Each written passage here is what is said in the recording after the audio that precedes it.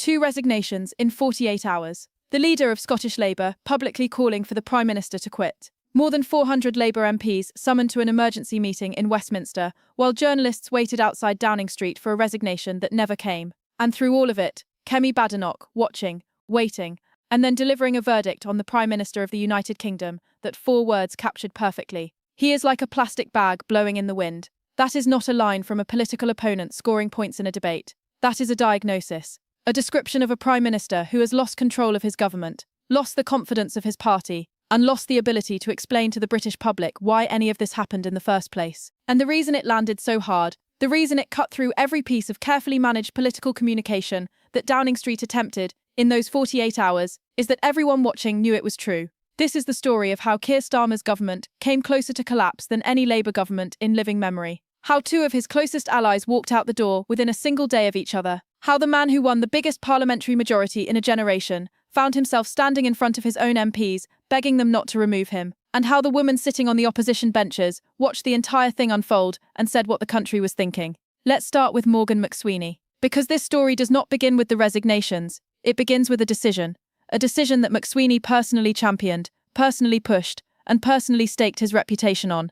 The decision to appoint Peter Mandelson as Britain's ambassador to the United States. McSweeney and Mandelson have known each other for more than 2 decades. When McSweeney was a young man starting out in Labour politics, Mandelson took him under his wing, mentored him, shaped him. By the time Starmer became Prime Minister, McSweeney had risen to become the most powerful unelected figure in British politics. The Chief of Staff, the man who controlled access to the Prime Minister, shaped the government's strategy, and made the calls that determined how Downing Street operated day to day. And he used that position to install his mentor as the most important British diplomat in the world. The appointment of Mandelson as ambassador raised eyebrows the moment it was announced. This was a man who had resigned from government twice.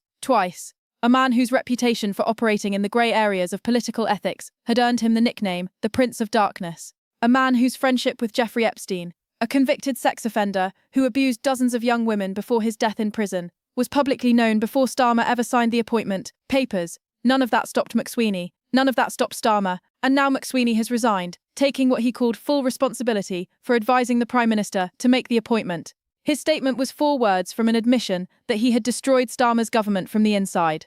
The decision to appoint Peter Mandelson was wrong. He wrote that himself. The man who made it happen wrote that himself. Mainstream media will not show you the full picture of what happened inside Downing Street in those 48 hours. They will give you the managed version, the official statements, the careful language of people who are still trying to protect themselves. Subscribe to this channel right now because we are going to show you exactly what happened, exactly who did what, and exactly what Kemi Badenoch said when it was all over. Hit subscribe and turn on notifications because this story is not finished. Within 24 hours of McSweeney's resignation, Tim Allen was gone too. Starmer's director of communication, the man responsible for managing how the government presented itself to the country, gone.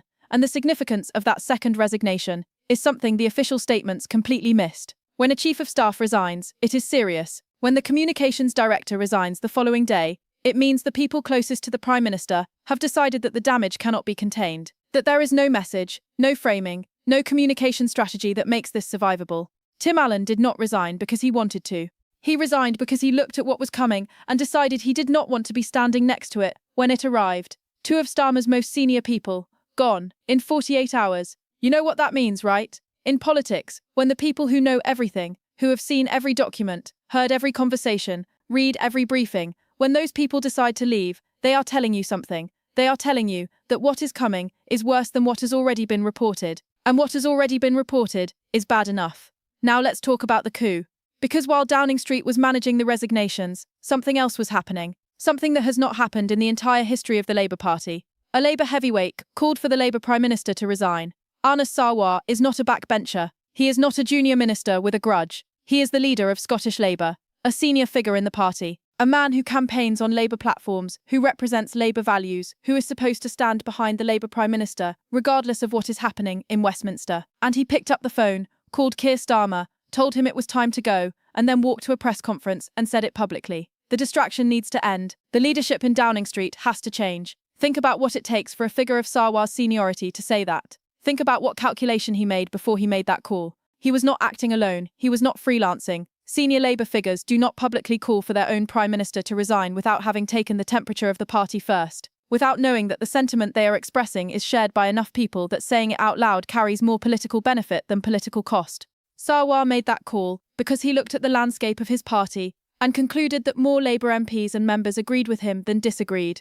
That is not a moment of personal courage. That is a carefully calculated political move, and it tells you everything you need to know about how bad things had become inside the Labour Party in those 48 hours. What happened next was the emergency meeting. 400 Labour MPs and peers packed into a room in Westminster, Starmer standing in front of them, not making policy, not discussing legislation, begging his own party not to remove him. His exact words: "I have won every fight I have ever been in. I fought to change the Labour Party to allow us to win an election again. But after having fought so hard for the chance to change our country, I am not prepared to walk away from my mandate and my responsibility to my country, or to plunge us into chaos as others have done." That speech tells you everything about his position in that moment. A Prime Minister with authority does not need to remind his own MPs that he has won fights before. A leader who has the confidence of his party does not need to stand in front of them and argue for his own survival. The speech is the evidence. The fact that it needed to be given at all is the evidence. Keir Starmer stood in front of his own party and pleaded with them to let him keep his job,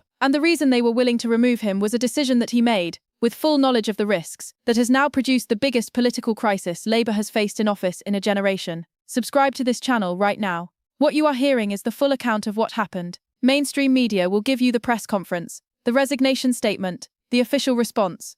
They will not give you the picture of a Prime Minister standing in front of 400 of his own MPs, arguing for his political life. Subscribe now and share this, because the people who need to see this are not going to find it anywhere else. Now let's talk about what actually caused all of this. Because the resignations and the coup plot are symptoms, the cause is something simpler and more damning. And it brings us to the one person who kept asking the questions that nobody in the government wanted asked. Keir Starmer knew. That is the sentence at the heart of this entire crisis. He knew that Peter Mandelson had maintained his friendship with Jeffrey Epstein after Epstein's conviction. He confirmed it himself at pmqs. The security vetting process, the official government process that exists specifically to identify risks before senior appointments are made, flagged Mandelson's relationship with a convicted sex offender. The system worked, the warning was given, and Starmer appointed him anyway. He then stood in front of Epstein's victims and apologised. "Sorry for what was done to you. Sorry that so many people with power failed you. Sorry for having believed Mandelson's lies and appointing him. But here is the thing about that apology. You cannot apologise for being deceived by someone's lies. If the official vetting process told you the truth before the appointment was made, the vetting told him about the relationship. The vetting gave him the information that he is now claiming Mandelson hid from him. Both of those things cannot be true at the same time. Either the vetting told him and he knew, or the vetting failed and he did not know. He has confirmed the first version, which makes the second version, the version where he was deceived, impossible.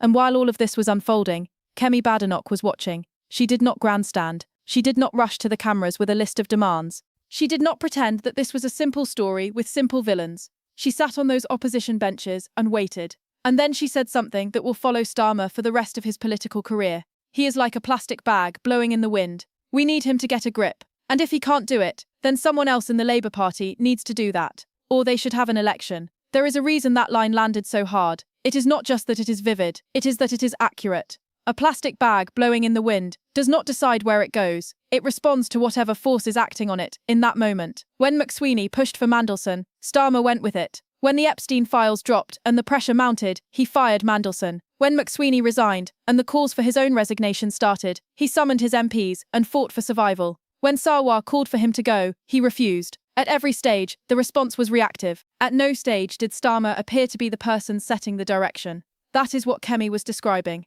And the fact that she was describing it in those terms, calmly, without theatre, made it land harder than any pmqs attack she has ever delivered. Because she was not attacking him, she was assessing him. And her assessment was that he is not in control of his own government. Now let's be clear about what happens next. Because this is where it gets genuinely significant for everyone watching. Starmer survived the coup. The cabinet rallied. Angela Rayner gave him her full support. Wes Streeting urged people to give him a chance. The threshold for a formal leadership challenge, 80 Labour MPs, was not reached. He is still Prime Minister. But surviving a crisis and recovering from one are not the same thing. The documents about Mandelson's appointment are being released. The Metropolitan Police have launched a criminal investigation into Mandelson for misconduct in public office.